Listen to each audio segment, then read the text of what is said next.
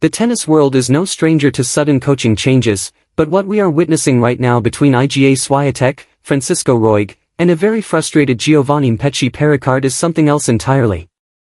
Imagine waking up to find out your coach, the person you've entrusted with your career and your upcoming season, has not only left you but has already been spotted on the other side of the world training a global superstar. That is the reality facing French rising star Giovanni Mpetshi Perricard, and he is not staying silent about it. This isn't just a simple career move, it's a story of ambition, a touch of betrayal, and the ruthless nature of professional sports where the biggest names always seem to get what they want. Welcome back to Tennis Desk, where today we are diving deep into the drama that has sent shockwaves from the practice courts of Mallorca to the locker rooms of the ATP Tour. The story really begins with Iga Swiatek. After a hard-court swing that didn't quite live up to her incredibly high standards, Iga made the massive decision to part ways with Wim Fissette. Now, Fissette is a legendary coach in his own right, but something wasn't clicking for the Pole. As the tour shifts toward the clay, Iga's favorite part of the year, she knew she needed a spark. She needed someone who understood the nuances of the dirt, someone who had the clay court DNA flowing through their veins. Enter Francisco Roig. For nearly 2 decades, Roig was the secret weapon in Rafael Nadal's camp. He was there for the titles, the injuries, and the historic runs. For Iga, who has never hidden the fact that Nadal is her ultimate idol, bringing Roig into the fold felt like a match made in heaven. It was a statement of intent. She isn't just looking to win, she is looking to dominate the European clay swing.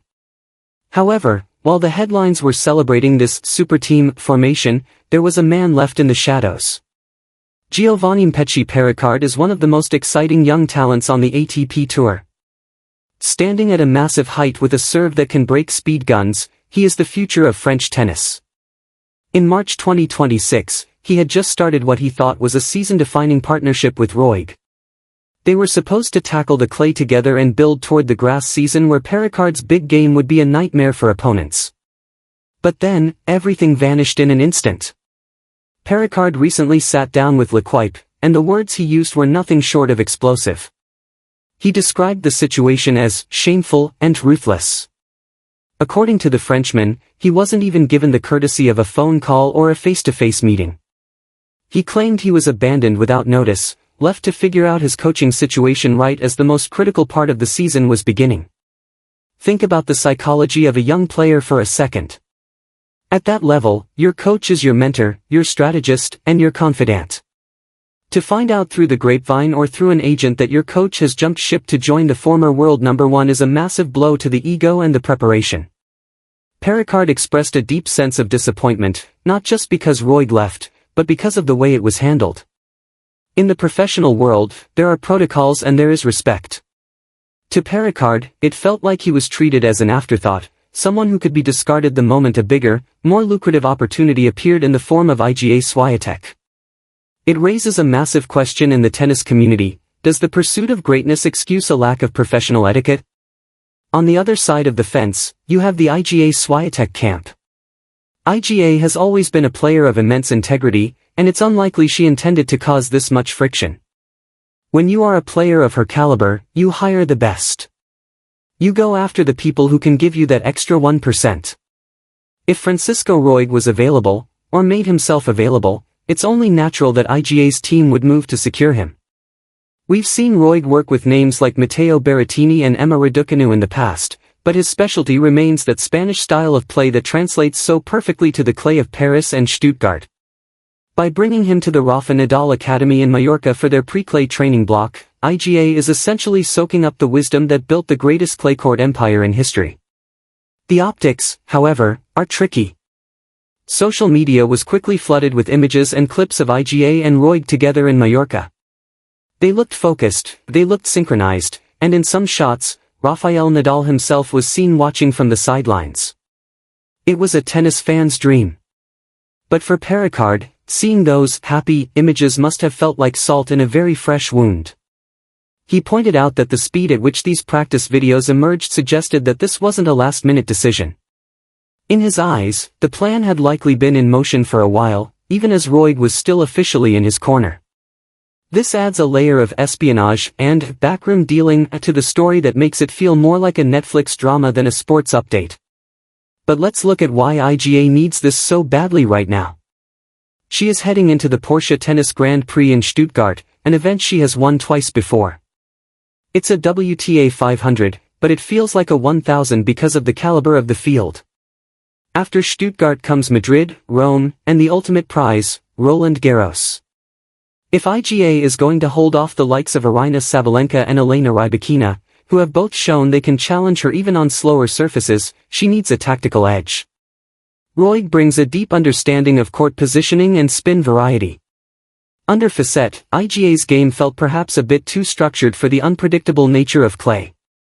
Roig might be the one to bring back that unplayable, heavy topspin that makes her a nightmare to face on the red dirt. As for Giovanni Mpetshi Perricard, the road ahead is uncertain. Finding a high-level coach in the middle of a season is incredibly difficult. Most top-tier coaches are already under contract or have their schedules set months in advance. This abrupt split doesn't just hurt his feelings, it disrupts his rhythm. He is a player who relies on confidence. When your support system is pulled out from under you, it's easy for your results to dip.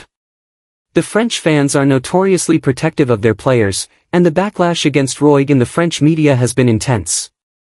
They see it as a veteran coach taking advantage of a young player to chase the prestige of the WTA's top star. This situation highlights the ruthless world that Perricard talked about. In professional tennis, the player-coach relationship is essentially a business contract, but it's one built on intense personal trust.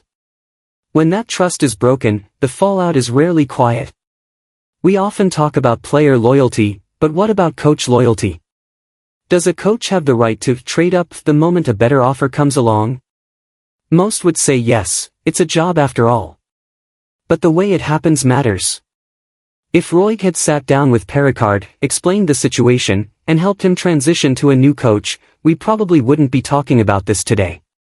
Instead, we have a public calling out that has cast a bit of a shadow over IGA's new chapter. Despite the controversy, the tennis world is eagerly waiting to see that Roig effect in action. If IGA walks into Stuttgart and dominates the field, the narrative will quickly shift to how brilliant the move was. Winning has a way of silencing critics. But if she struggles, or if Perricard manages to find success on his own and continues to speak out, this story will follow Roig throughout the clay season. It's a high-stakes gamble for everyone involved. IGA has the pressure of expectation, Roig has the pressure of proving he was worth the controversy, and Perricard has the pressure of proving he doesn't need Roig to succeed. As we look toward the next few weeks, the intensity is only going to ramp up. The clay season is the most physically and mentally demanding part of the tour. It requires patience, grit, and a very specific set of skills. Iga Swiatek is already the queen of clay, but with Roig by her side, she is aiming for legendary status. Whether or not you agree with how this partnership started, you cannot deny that it is one of the most fascinating developments of the year. The drama between the French camp and the Polish superstars team adds an extra layer of spice to every tournament entry list. What do you think about this situation?